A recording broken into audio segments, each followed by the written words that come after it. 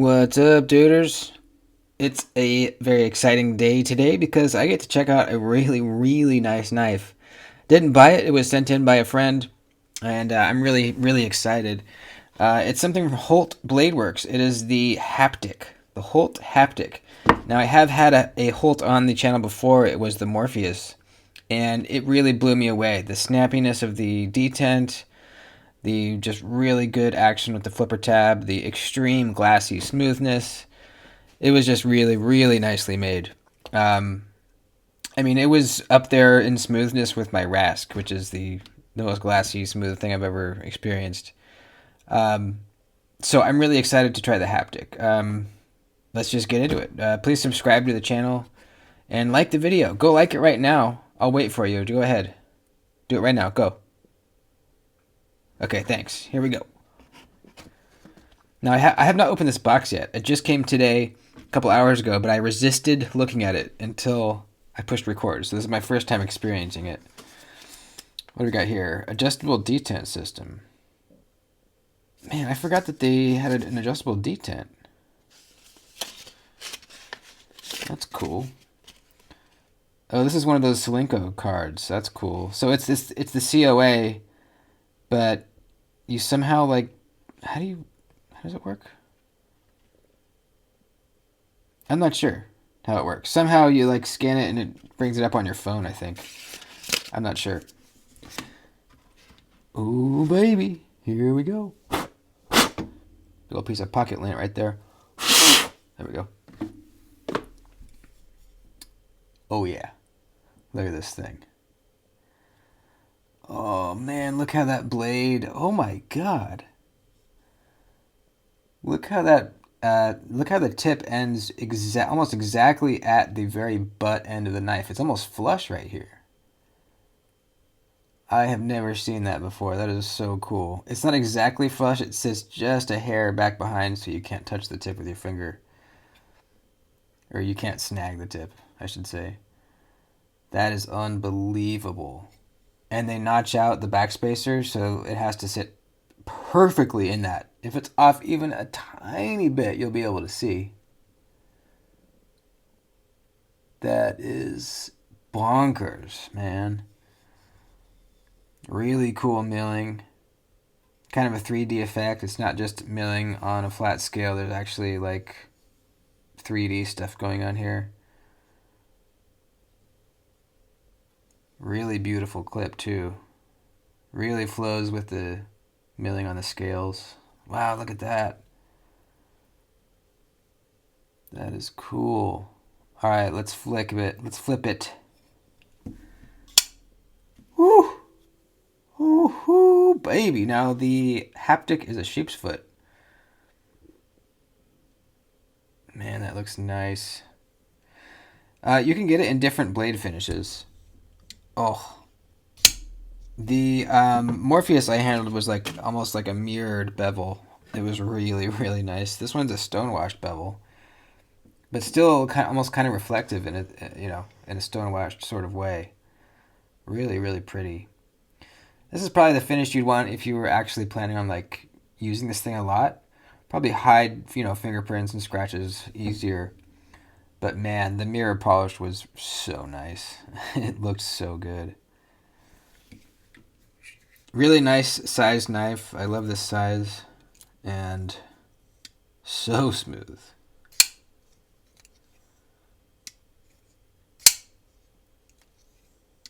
Unbelievably smooth. This is just crazy right here, man. I can't get over that. How it's just flush. Really tight clearances in here. To inset liner lock. What does it say right there? M390. Right there. I think that's the only marking anywhere. Unless I'm missing one. Nope, doesn't look like it. That's the only marking. Oh, it says on the inside of the scale there. Holt Bladeworks Haptic 360. I'm guessing 360 is the number. Can you guys see that? There we go. Yeah, this is really nice. Great detent. I'm not going to do it, but let's see. Hex wrench is the only tool needed. Counterclockwise rotation, stiffer flip or softer flip. So it is a nub detent system, sort of like the Sharp by Design system. It's not like a ball. It's actually a nub. And I can see a little like set screw looking thing below it, which is probably what they're talking about, what you would turn, I'm guessing. I'm not sure. You know, there's a few knives with adjustable detents, like the Brown Knives Cortex has an adjustable detent as well. But his is a little different. It's just set up differently. Unless it's, I mean, I haven't taken this apart. I guess it could be the same underneath there, but it doesn't look like it. Hoback has an adjustable detent knife. That one's weird where like on this side of the lock bar there's a set screw and basically you tighten it and like push the ball out further. This is interesting. That one didn't work very well in my experience. I tried messing with it. This one works pretty well. There's a point where it's a fine line between having a stiff detent and having no what's it called, detent lash, or not detent lash, whatever it's called when it's closed and you can still move the blade a little bit. You have to tune that out, and if you go too far, it's a great detent, but there's some movement here. It took me a while to kind of fine tune it to where I liked it. It's pretty good right now. I still wish it was slightly stiffer, but it's pretty darn good.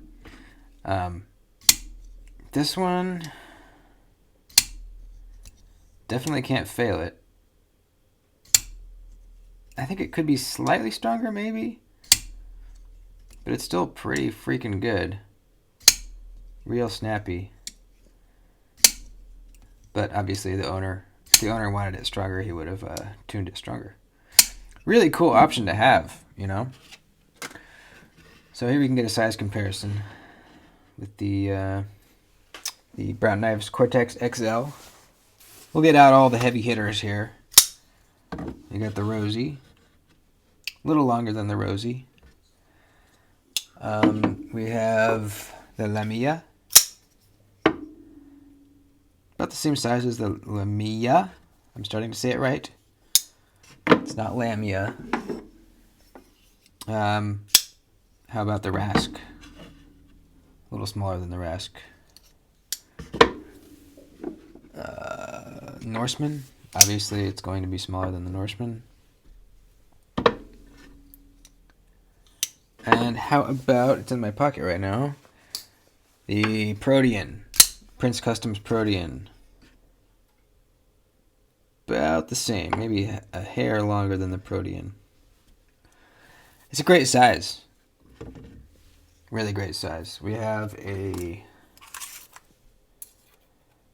3 3/16 inch blade, and the handle is just over 4 1/8. That's a great size. Now there's no choke up spot per se. You can kind of rest your finger on top of this flipper tab. It's not really, it wouldn't be for a grip sort of thing. It would be like if you needed your finger there to block the sharpening choil, like if the cardboard was getting snagged in there, you were breaking down a bunch of cardboard, you could put your finger there to prevent that from happening, but really back here is where you hold the knife. It kind of pushes you away from the edge a little bit. You know, I kind of like to be up closer usually, but it's not bad. It's, you know, it's not like a mile away. It's decently close. I tend to prefer knives like this, where I can get as close as I want, right up there. And even knives that have flipper tabs, like the Rask, you can go above them. There's like a really nice, super rounded over spot. You can go right here. It's a really nice, grippy, super nice spot to choke up on. But it's just, that's my preference. Some people like flippers, and they don't care that it pushes you back. It's just a personal thing for me. Nice deep hollow grind here. Let's take some measurements, shall we? Blade stock thickness, 135 thousandths. Behind the edge, we are looking at 14 thousandths. 14. The very tip thickens up to 21 thousandths. Not bad. Not super thin, you know. Not super thick either. 14 thousandths is kind of average. Maybe slightly thinner than average. It's a nice deep hollow grind though. The sharpening choil, while it isn't large, it is doing its job. It is separating the plunge grind from the edge termination pretty well. And even after a couple sharpens, you should still be good on that. So that's great to see. Pretty nice how, I like this big, thick swedge. And it's also stone washed while the flats are satin. I think that looks really nice. Really nice. Nice and sharp. I think he uses this. You can tell the clip's got a couple little bangs on it. Got banged up a little bit there. Got a nice... Probably he might have dropped it right there. That's cool. That's good to see. I like seeing people carry their, really expensive knives. They're made to be used. They're not fragile. Just because they're $1,000 doesn't mean they're any more fragile than your $50 knife. Probably more durable actually than your $50 knife. This is really smooth. I do think the Morpheus was a little smoother. For some reason, it was just a little smoother.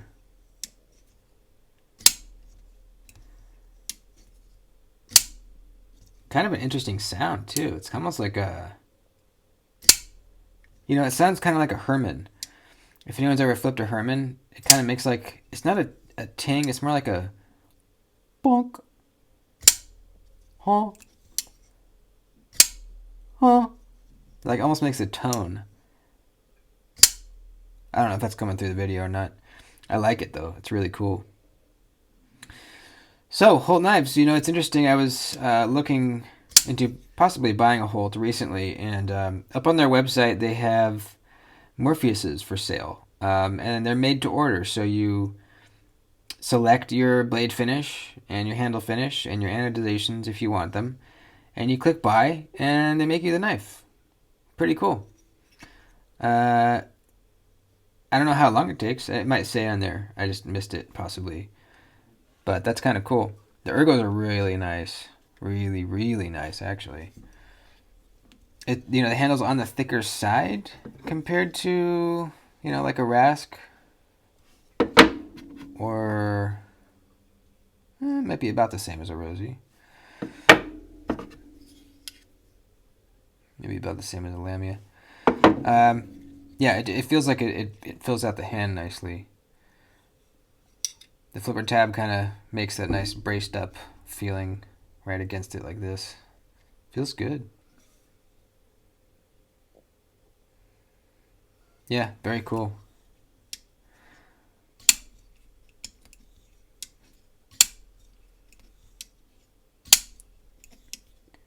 If I were to have one, if I were to buy one, I think I'd probably get the mirror polished bevel. It's just so cool, man. It's so cool.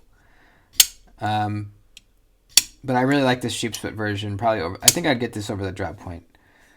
If I remember correctly, the handle shape is kind of similar. Relatively similar. It's a similar size as well. The big difference is the blade shape.